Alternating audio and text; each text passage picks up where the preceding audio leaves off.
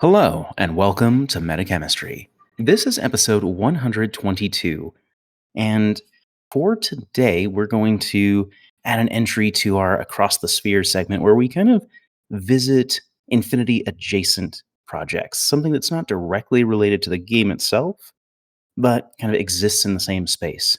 And so for this episode, we have Gabe on to talk about the first novel in the Corvus Archives, Death Song. Hey, thanks for having me.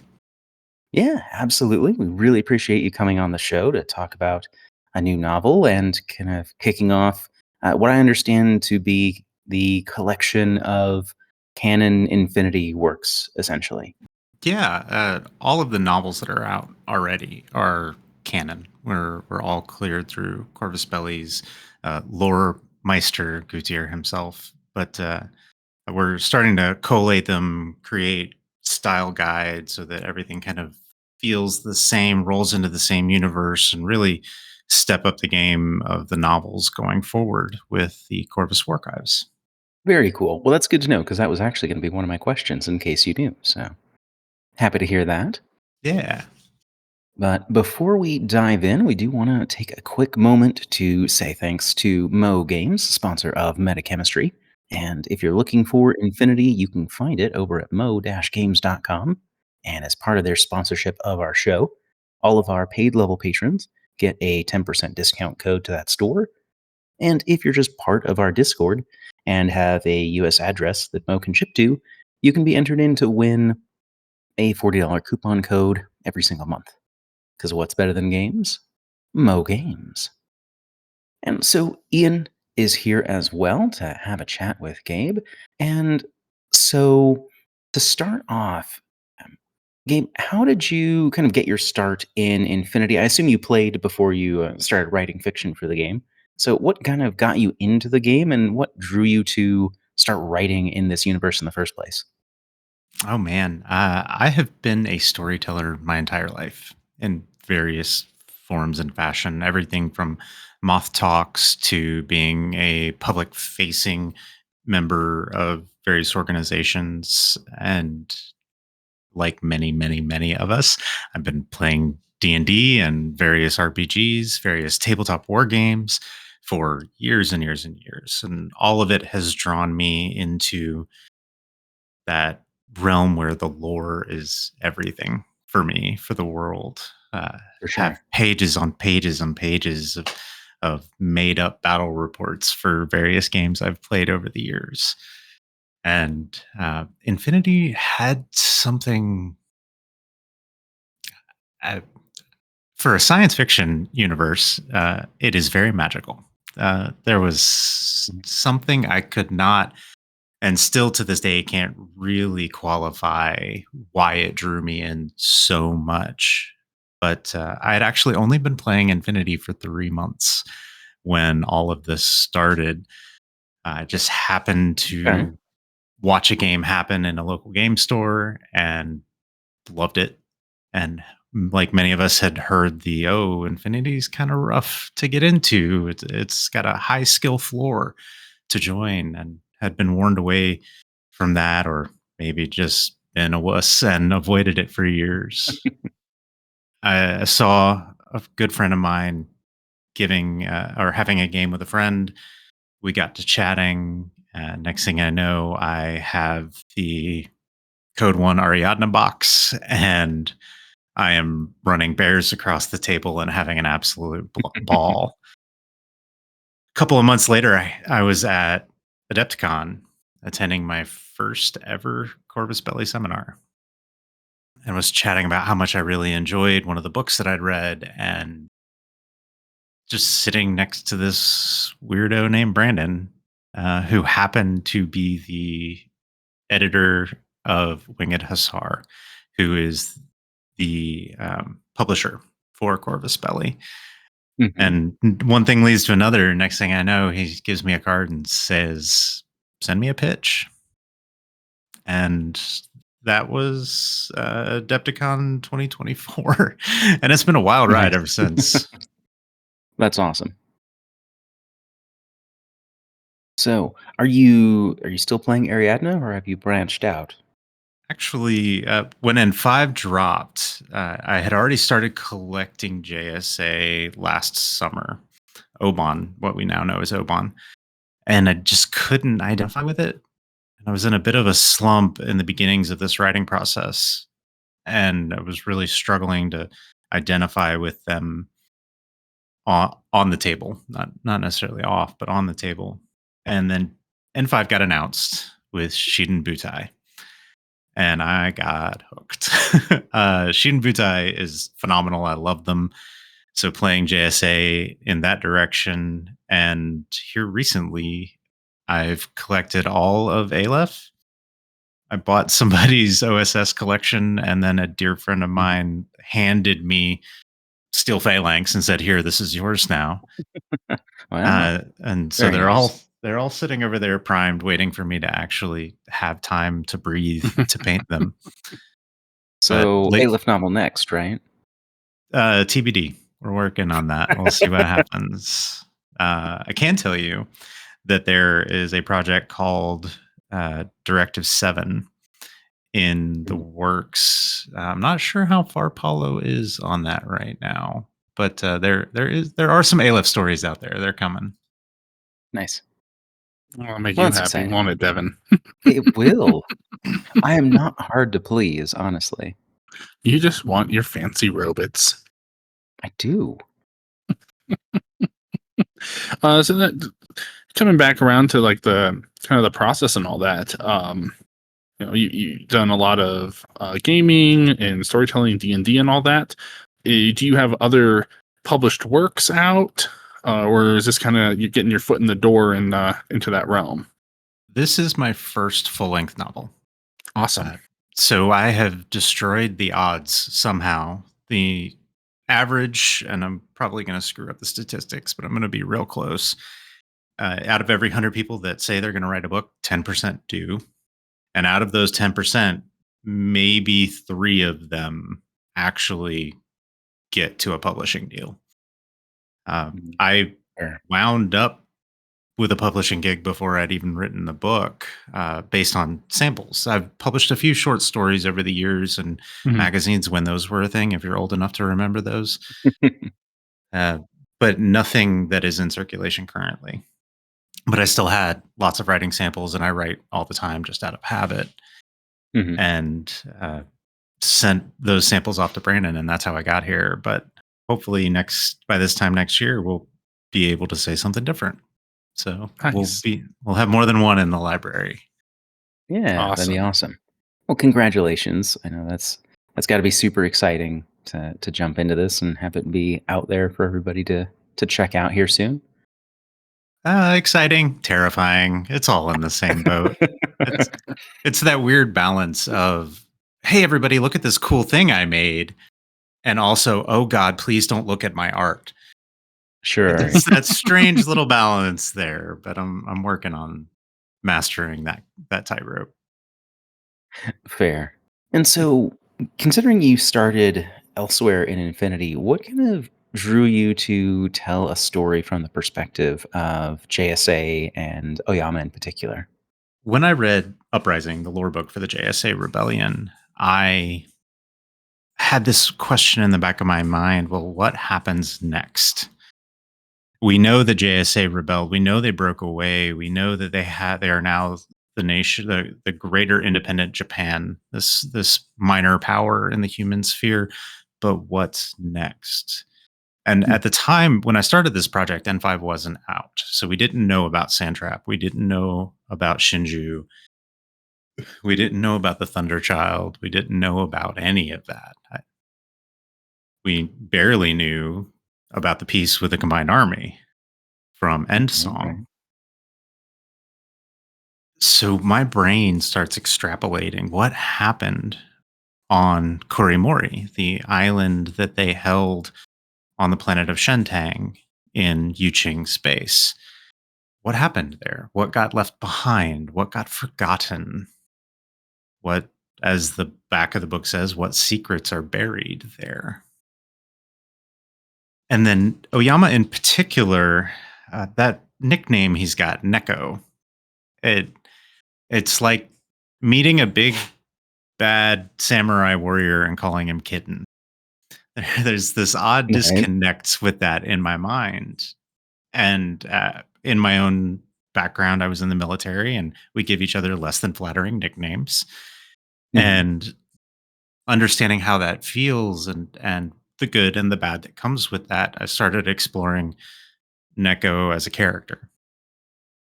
And in the beginning of the book, he's in a very different place with that than he is at the end of the book. And so that's part of his own journey, accepting who he is and what his nickname means for those around him. I wanted originally to jump straight into an Uxia McNeil story. Mhm. That that character fascinates me on many levels for the little bits of lore we have about her. But Aragart had come out fairly recently. It was the most recent Infinity novel to release that dealt heavily with Caledonia and Ariadna, and Mhm. it just didn't make sense for us to pursue Ariadna for another story. So Fair enough. still got Uxie in the back of my skull rattling around. Maybe there's a story there, but Oyama just provided this fascinating outlet for looking back into these lands that were left behind and what that could mean for him as an individual and for JSA at a larger perspective. Very cool. Yeah. And so I guess one thing that may be worth taking a quick step back, um, do you want to briefly go over? I mean, obviously, you've given some of the points away, but generally, what is the premise of the book for those that don't already know? Sure. Death Song is a novel about JSA, about the Japanese sectorial army predominantly. There are some other folks floating around in there, but it takes place with a small group of warriors heading back to the planet of Shentang, heading back to occupied Yuqing territory. And all of this is kicked off by Hak Islam. One of the characters in the Hak Islam world is Sultan Karim Bey. He is in charge of the Funduk Sultanate. I'm going to get real deep on lore here and be real nerdy. He's in charge of the Funduk Sultanate, which essentially controls the silk trade. Uh, and so the whole book starts with his son getting kidnapped. And Okay. there are Yuqing soldiers connected to that kidnapping. And that ropes in all manner of characters for the journey ahead. You quickly realize that and it's literally on the back cover, that all of this is way more than it seems to be. And there's a lot more going on under the surface, a lot more hidden threads throughout the story that all come to one point in the end. Nice. And so, one thing that I think is kind of interesting is that it makes a lot of sense to kind of center events around an established character. But obviously, even on the jacket, there are a couple other characters mentioned, Mizu and Bianca. And so, how did that feel like taking a character that's kind of already established and who's been around for in Infinity for quite a long time and kind of balancing that with some new characters that are kind of sharing that spotlight? Sure. I do have to say, Bianca is actually not my character. If you read, and this story started all of this for me for Death Song for this novel, but Bianca Chen is a reporter that appears in almost every lore book that Infinity has released. And Okay. in Uprising, her story is she's running from an Imperial agent because she has the story that literally starts the whole uprising. The story of Japanese soldiers being just degraded by Yuqing High Command as they're sent into the meat grinder and sacrificed. That audio clip, that story starts the whole uprising. That Okay. there were plot threads before that, you know, machinations behind closed doors, and it's hinted heavily in Uprising that that was the case, and this was just the spark that lit it. if you read um, End Song, the next or the most recent lore book before N5, Bianca Chen is in there being, we'll say, interrogated by Kusanagi from Bakunin, and is eventually killed by Kusanagi from Bakunin with a line that, "Oh, you'll wake up in a new body and you won't remember this because this conversation never happened." And then she just slits her throat and destroys her cube Mm. in the process. So Bianca is resurrected in a new body in a Lahost. I keep forgetting how to pronounce that, I but usually she's say co-host, but I don't know if that's correct. 90% sure you're right, but I keep messing it up. She's resurrected in an L hosts, and I for her storyline, I kind of explore that. What is it like to wake up in a new body and not know what happened? Uh, so Bianca, I have to say, is not. I did not create Bianca. I took a seed of Gotcha. what Gutier at Corvus Belli had already written, and with Mhm. his blessing and guidance, created so much more of her and really fleshed her out. Mizu, on the other hand, is an original character. Mizu, for those of you listening, is the equivalent of an Aragoto killer hacker. She is a biker. And one of the things that I love about JSA lore wise is the Aragoto and their origins in Bosuzoku, which are Japanese biker gangs.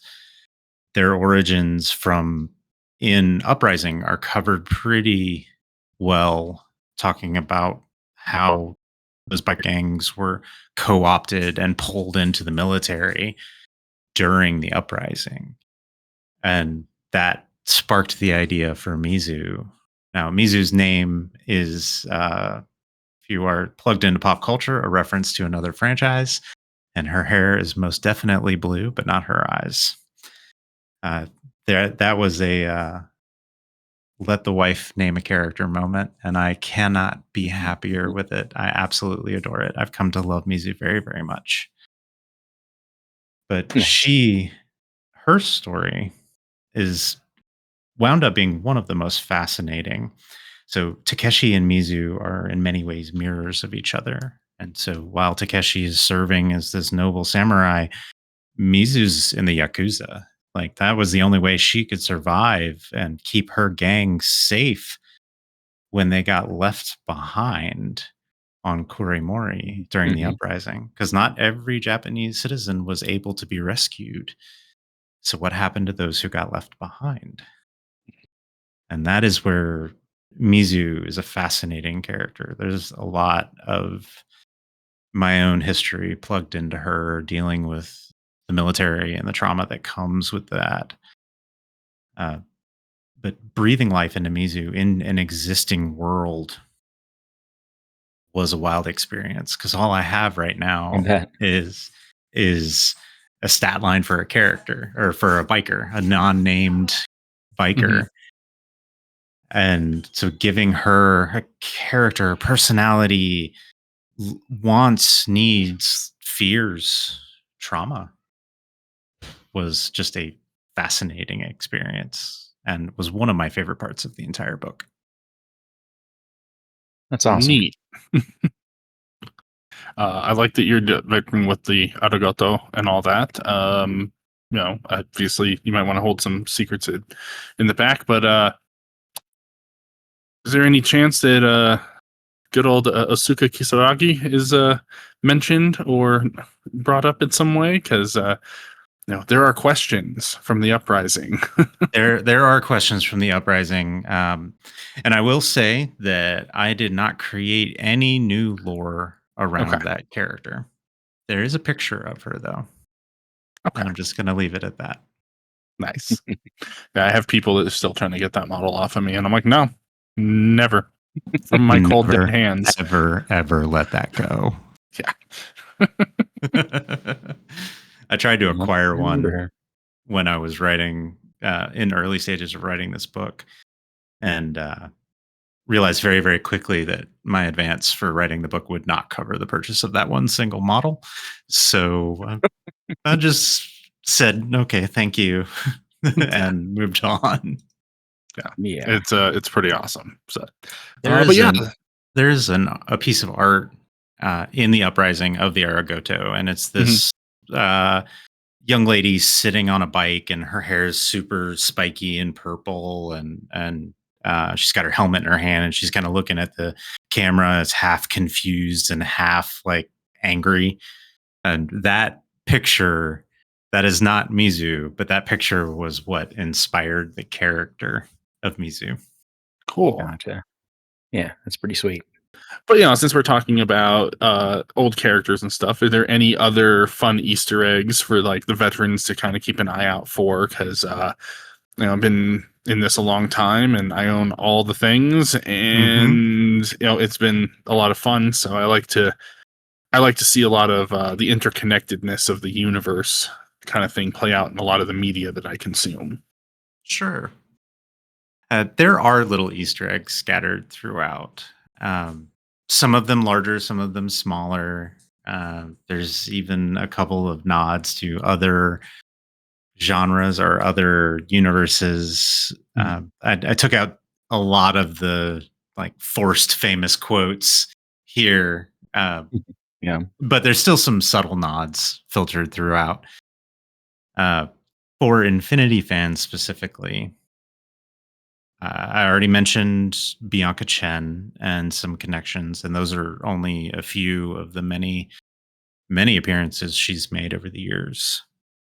And one of her model was Dire Foes 6 question mark. It was an early Dire Foes box where her Warcore model came out.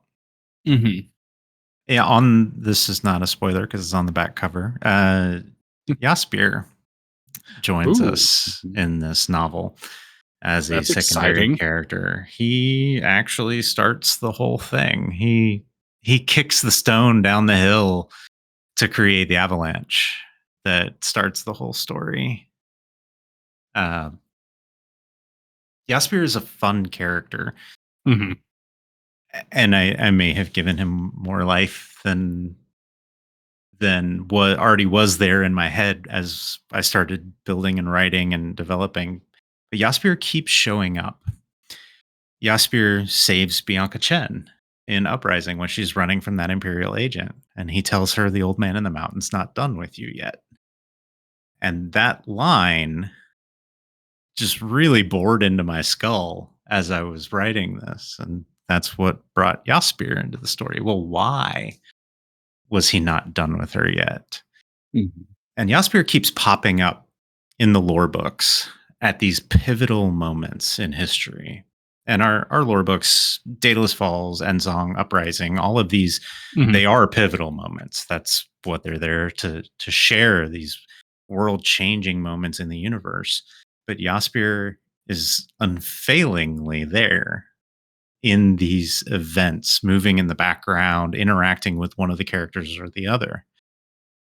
And in the description that I had originally, I sent to Gutier, and I got back with some edits on what he looks like.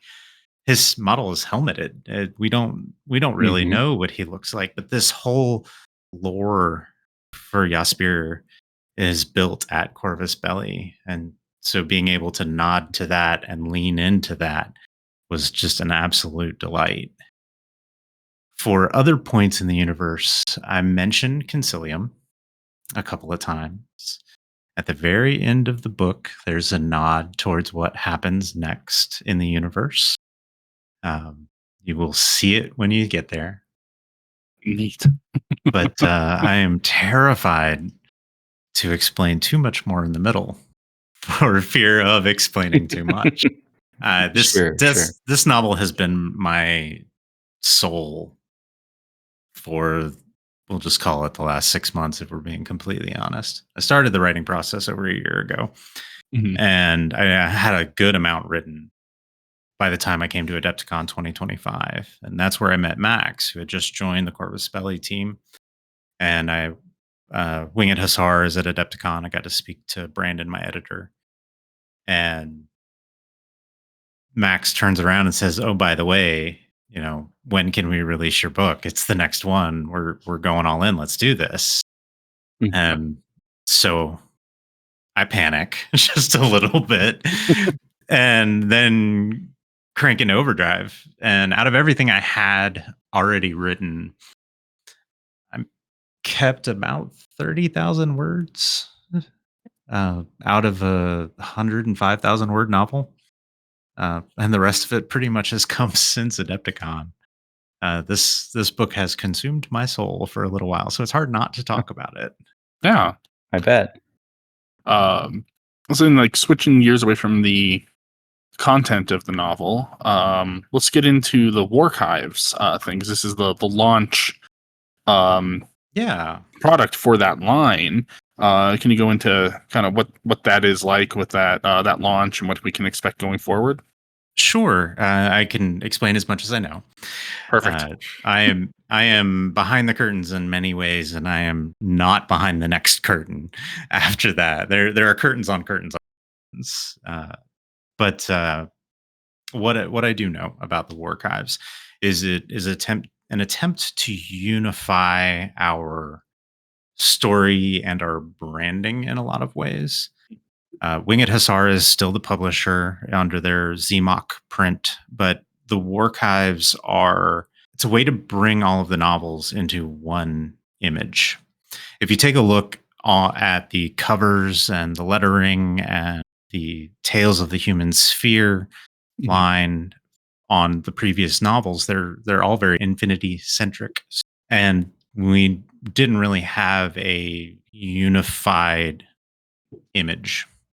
If you think about other gaming brands that are out there with very large libraries that might be entirely colored the color that rhymes with black, they Can't have think of any. nobody rings a bell. They have a very unified image. They have a very very recognizable visual brand. And for Corvus Belli with the Warchives, it is our shift into creating that unified brand for both sci-fi and fantasy to incorporate Warcrow as well. So the previous novels will be at some point re-released, rebranded, and cover changed and Mhm. looking like you will see with Death Song. Okay, that was So- actually my so- next question: are those going to get folded into the new line going forward? So that's actually really exciting Absolutely. to see that. The existing stories, both of Mark Barber's books, Downfall and By Fire and Sword, are on Paradiso. They're very early in, at least what I understand as CV canon. The conflict with the combined army on Paradiso. Aragart is a little bit after that. I can actually pull up the timeline here in just a moment and tell you exactly where it is. And Code Z is in there as well. So all these different novels are at different points in our timeline. But one of the things that really hooks me into stories is what happens next. You've heard me say that a couple of times already. So Death Song is joining us right before N5 drops. So right before the discovery of Shinju, the planet, and everything that comes from that. So regardless of where future novels are, because I know a couple of them are in we've got one, two, three. There are several in development. There's a couple of them that are nearing end stages of that, and then get into the editorial process and figuring out art and release windows and things like that. But they take place at different timelines. So there are different times, excuse me. So they're not all what we would consider the present in the human sphere, but they will still be a part of the Archives. They'll still be a part of that overall collection of novels. Nice. That's super exciting to hear. So pretty close. I can't tell you how excited I am. No, like I literally can't tell you. So I have a side question on the Warchives. I will give you a top answer. Okay. So this is probably, I mean, I don't know if you would know or anything, but one of the things I will say that I was personally disappointed in with the prior novels is that they didn't get a special release with a miniature like all of the mangas did. And so that's just something that I personally would like to see happen with everything because I have all the miniatures. I don't have a problem. It's fine. But I don't know if that's something that, has been discussed or could happen or something like that. But it just seems like such a cool opportunity for cool models that relate to stories, whether that's like alternate sculpts or new civvy models or whatever. I think there's a market for it. At least the market is me. But yeah, that's kind of thing. Is like is something like that in the pipes or potentially something you could really push on them and say, hey, we need special versions with miniatures. So the market is also me. Uh, you can't Fair. see it over in the corner, but I definitely have a collection of miniatures, even in factions that I don't play, um, Mhm, mhm. just because they're cool. Yeah. So last year we got a new Oyama sculpt, Mhm. 2024, and it's gorgeous. Absolutely love it. There's a bit of a small tangent. There's a bit of a discrepancy or a change, an alteration in his appearance from the old sculpt to the new. The hair got darker, more spiky, more anime esque. His jaw got wider, and some of that is a product of sculpting and art design and all of that. But in my head, that was also a product of body shaping with the power of nanobots and silk and the future. Mm, So that new Takeshi sculpt is gorgeous. Mhm. There was conversation at great length about what it would take to make a Mizu sculpt. mhm. I know for a fact. Do you hear me, Corvus Belly? I know for a fact that if you released an LE or a alternate Aragoto sculpt, we would all go crazy. They would sell out. Abso-freaking-lutely. So the timeline for releasing Infinity, or excuse me, releasing Infinity, releasing Death Song was a little on the crunched side to be able to accomplish those additional things Mhm. like releasing the limited Sure. mini. I do know that the long-term goal for the Warchives is to have releases with major releases. So the next, we got Song of the Dormant this year for Warcrow. Wouldn't it have been cool to have a novel accompany that? Yeah. Mhm. We're getting next wave soon for the combined army and our traitorous brethren Achilles and his ilk. Hands rubbing, Tears. get my grubby little mitts on it.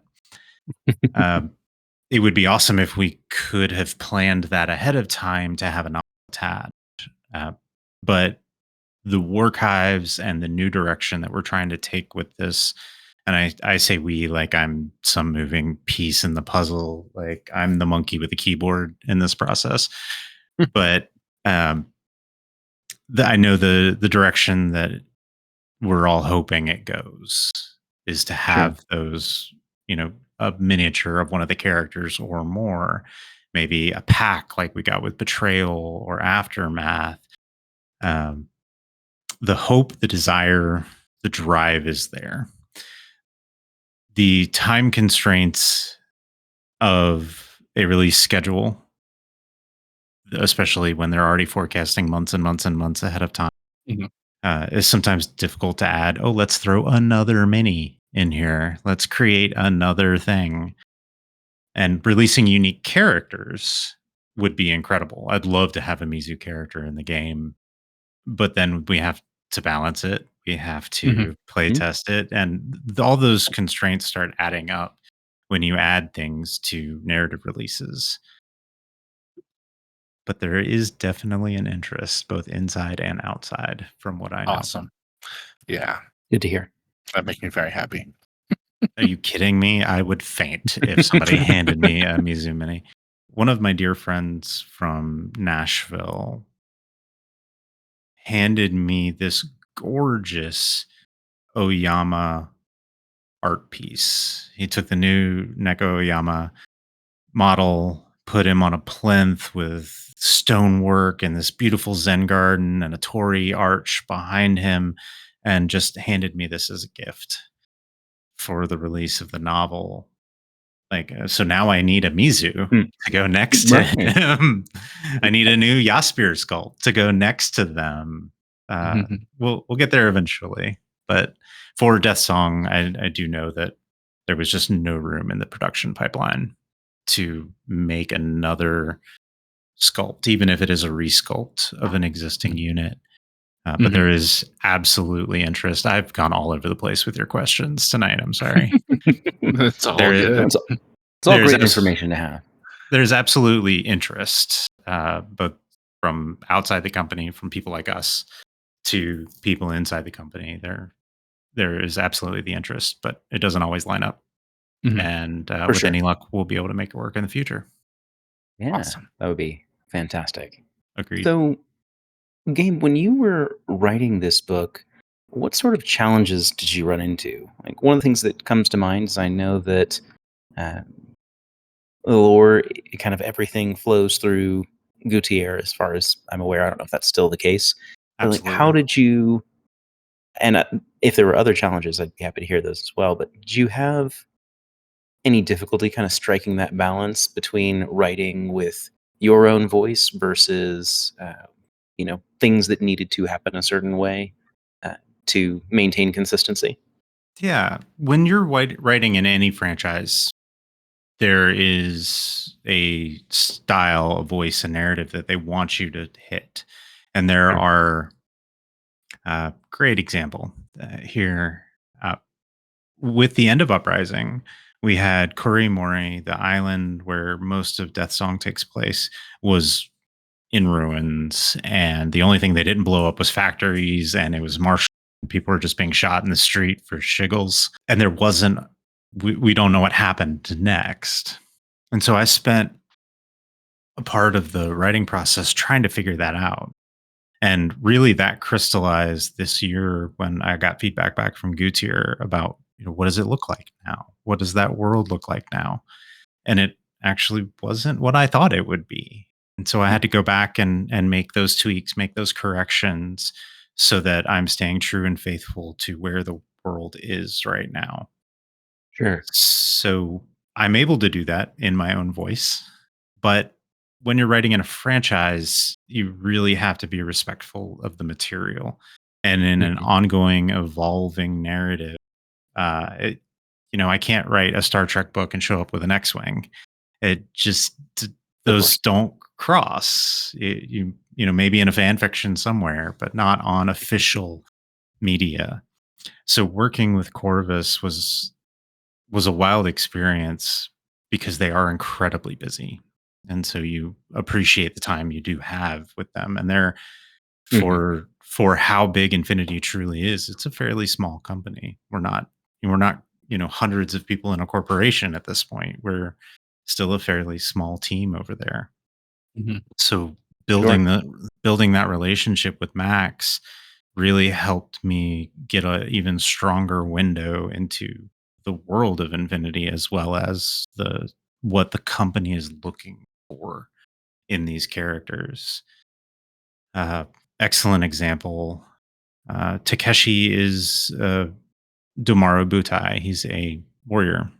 He comes Mhm. from a noble caste, but he's not a high ranking noble. He's not in the imperial court. Oh, wait, I got to fix that. Okay. Come back and make those edits Sure. once you discover more about who these characters are. Mhm. One of the coolest parts about it was getting to have those conversations with people behind the scenes to learn more, and b doing the research. I'm a lore hound in any world, any universe that I become invested in.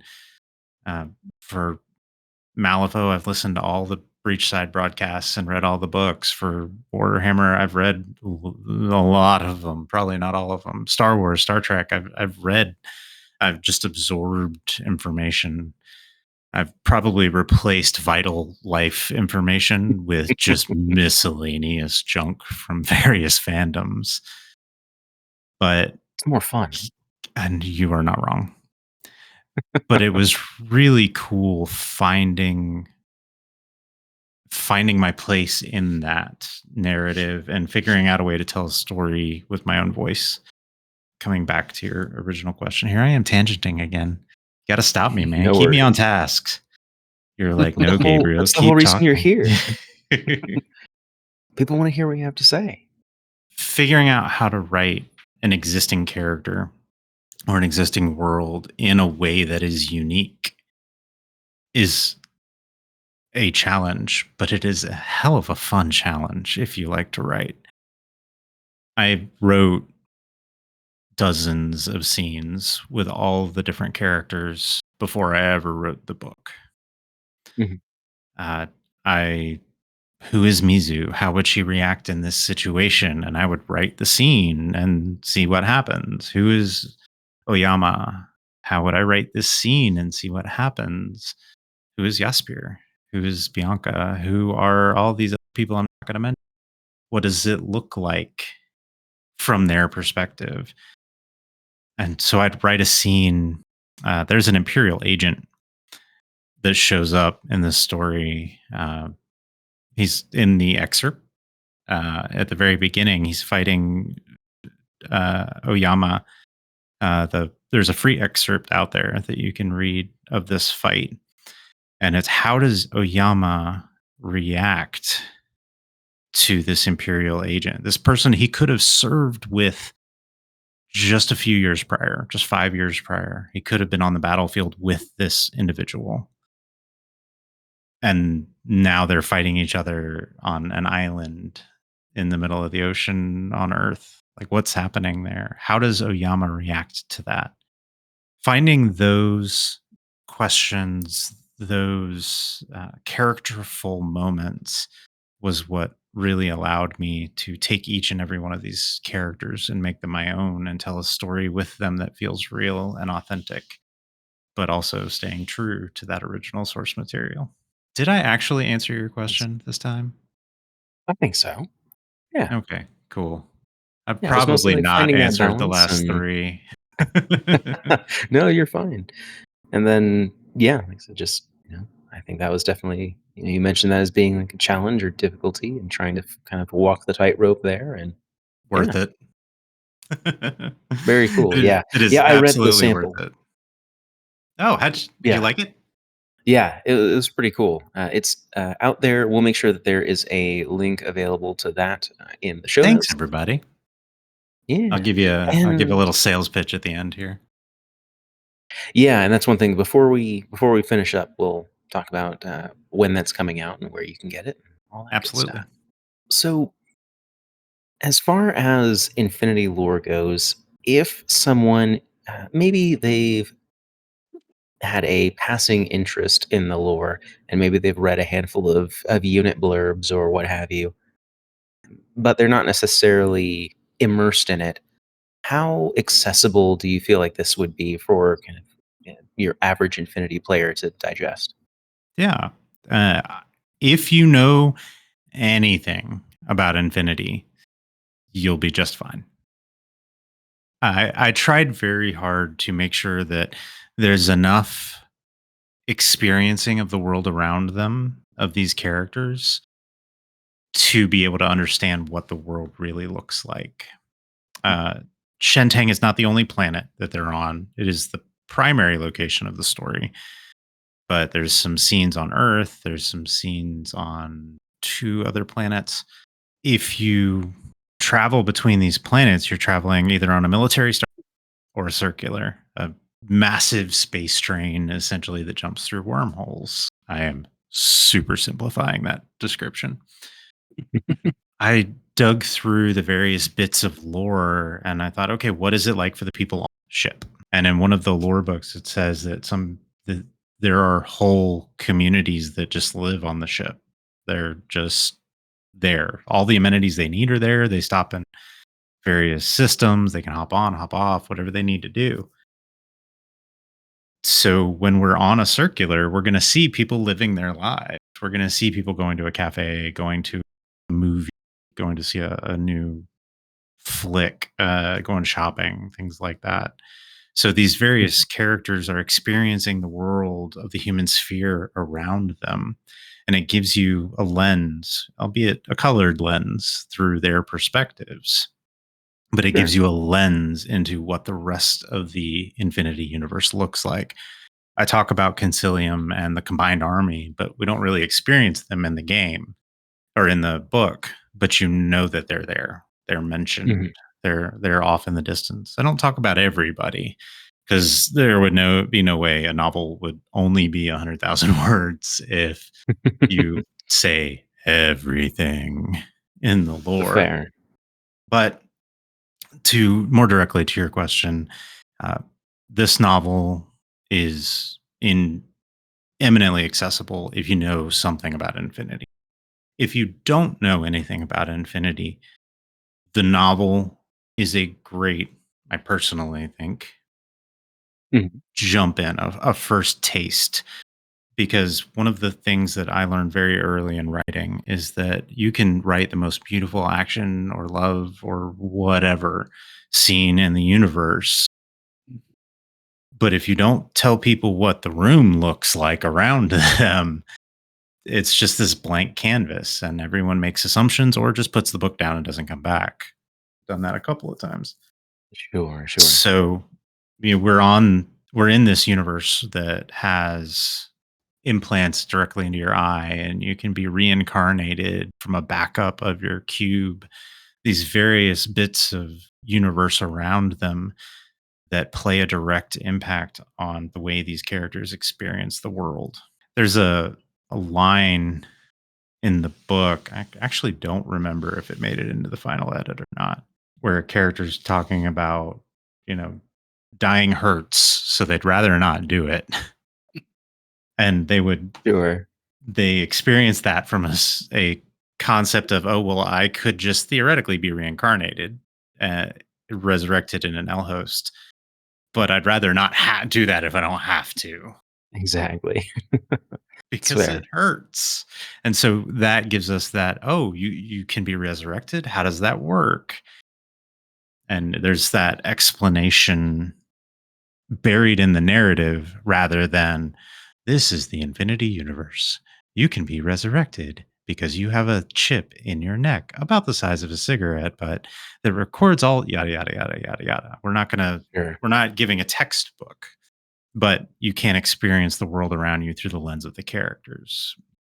And so I had my wife read a few scenes. My wife is not an Infinity fan. That's her loss, I think. But It's true. she's not a tabletop war gamer. But she still understood what was going on, and she could tell me what the world looked like around the character, and that was a good litmus test to be able to say, okay, if you don't know much about the Infinity lore, there's some things are going to go over your head, just like any new Mhm. universe that you're discovering. But Death Song is still fairly accessible, so wherever you are in your journey, learning about this universe and this lore, Death Song is a great jumping in point. It's not dependent on the other novels, and even though the little bits of and blurbs of lore from Uprising and Endsong and all these sources that helped inform the story that I created, even though they're out there, that this story doesn't require you to go out and buy Endsong and read the whole thing just to read a one-page scene with two characters, you know? Right. And then, so obviously this isn't quite out yet, but are there plans for you to write more in the universe? And if so, uh, what other areas would you like to explore? Factions, storylines, things like that, that you would like to be able to work on? Yeah, I'm working on a couple of concepts for my next book. Um, Working with Corvus Belli, working with Winged Hussar, figuring out what the next story is going to be. Really wanted to get those last round of edits done, and I'm going to send them back to Brandon tomorrow, probably, just to make sure. Okay, I can. All the T's are crossed, all the I's are dotted. There are no contractions in this character's perspective. There's lots of slang in this character's perspective. Uh, just that last round of polish Mhm. before I really invested myself in figuring out what story number 2 was going to be. Mhm. I've got a couple of really good ideas, I think. At the end of the day, Corvus Belli is who owns the property. And Mhm. so what they're looking to see next may inform what my next project is. I have a Mhm. meeting about that here in a couple of days, actually. Nice. But there are some places I do want to go. Uxia is a Mhm. character I mentioned already from Ariadna. She fascinates me. And I did learn from CB, from Coney, Carlos, and Max that it is pronounced Uxia, not Usha. And so I've Oh. been pronouncing it wrong for a couple of Mm, years now. Um, good to know. but there's a story I've got with her. I've got to make sure it fits within the universe. There's a story idea I have with Perseus. I would love to tell the story of Achilles and Pandora and Drakios and the whole team flipping sides. Yeah. I would. I've got a book in my skull and an outline and a title, a couple of things, um, called "The Wolves of Shinju." That is another possibility for the next project. Um, there's a Warcrow novel that I have a concept for that I'm going to Ooh. bounce off of Mhm. CB and see what they feel, what they think, how they're vibing on it, and go from there. One thing that I do want to be cautious of is being respectful of the other projects that are already in development Mhm. Mhm. and making sure that I'm not trying to tell a story that blends too closely to the things that they're working on, Mhm. Right. because I want to leave them that creative room to be able to tell their story and enjoy it, but also, much like the original story with writing about Oyama, instead of pursuing that Uxia story, there you don't want to release multiple Ariadna books back to back and leave the Mhm. Nomads untouched and leave Combined Army untouched, et cetera, et cetera. Mhm. So we also want to be cautious of spacing out perspectives. If you Mhm. got Yep. 6 JSA novels in a row, it would get super stale real fast. Yeah. Yeah, that's fair. One of my favorite things about Infinity is that there's such a breadth of the universe. There's commonalities across all of it, but there's a breadth of characters and characterful locations that stories could be told in, and every one of them is different.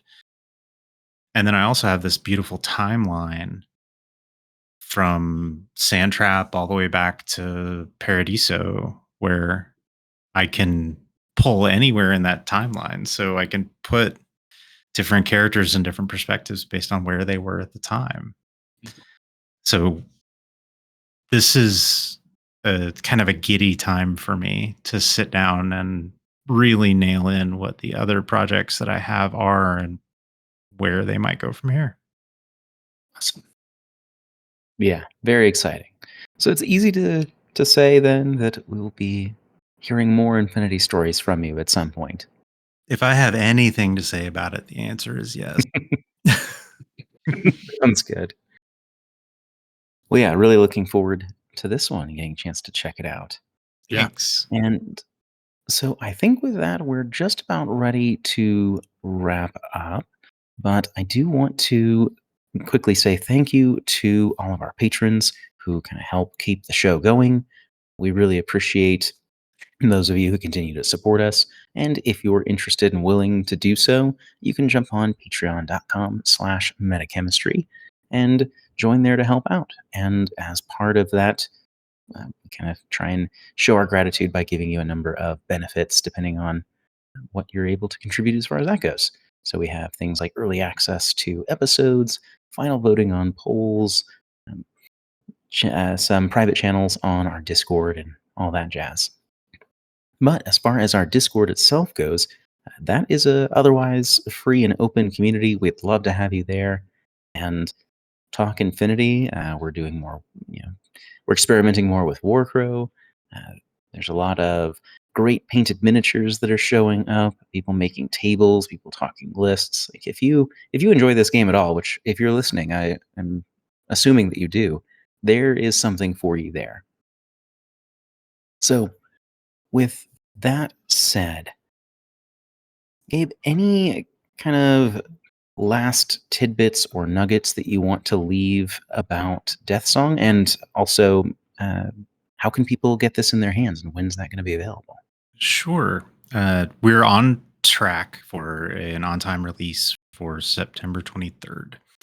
So the street date is September 23rd. You can order it at all your major book retailers. We're distributed by Simon and Schuster, so you can walk into any bookstore and order it. Uh, I will say that if you go to interstellargames.com and place a pre-order between now and September 23rd, you will receive a signed edition for your book. I'm going to drive up to Indy and sign them all that come out with that pre-order. But Warsenal already has it up on their site. Interstellar has it up. If you go to Winged Hussar, it's up there. You go directly to Simon Schuster and buy it. You can even order it from Walmart, I think, which is kind of a weird thing to say. Yeah, you can order my book literally anywhere. We hope to be able to do audiobooks in the future. That's a whole different ball game as far as publishing goes. But you'll also be able to get an ebook format on Amazon, I believe. I would have to confirm that one. There is also, I'll leave my Linktree URL with you guys. On the Linktree, there is a excerpt that you can read from the very first scene of the book. I've mentioned it a couple of times now with Oyama. That scene that you've already read is available for anybody to read for free. No costs, no nothing from me. Just understand that that is not the final edit of the book because I put it up about a month ago. But that scene has actually remained largely unchanged. But it gives you a taste, gives you a free sample, a little bump to hook your addiction for Death Song and to bring you in. As far as final thoughts, one of my favorite things about writing the pitch was to be able to write the sentence, "Ninja fight here." Perfect. And I'm not going to say anything else. All right. Awesome. Well, Gabriel, thank you so much for joining us. It has been great to hear about the book. It's really exciting that it's so close. I mean, we're looking at, a month and a half out as of this recording, and it sounds like maybe more to come, which is also super exciting. So, looking forward to it. Thank you very much. Thanks for having me. Yeah, absolutely. On behalf of Metachemistry, I've been Devin. Ian. And I'm Gabriel. And that's the meta.